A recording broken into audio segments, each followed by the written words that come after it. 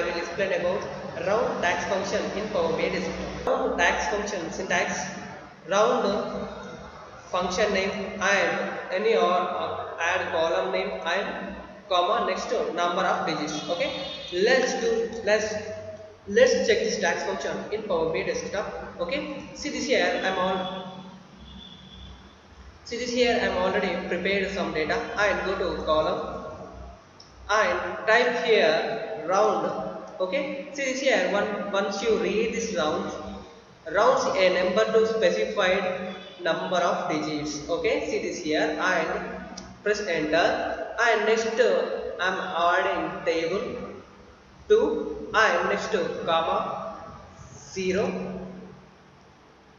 close parenthesis. See this here. This is a round is a function name, table is a column name, day2 is a day2 column name. I am adding number of digits 0. See this here. See this here, it's automatically rounded. Okay, this is rounded DAX function in Power BI Desktop.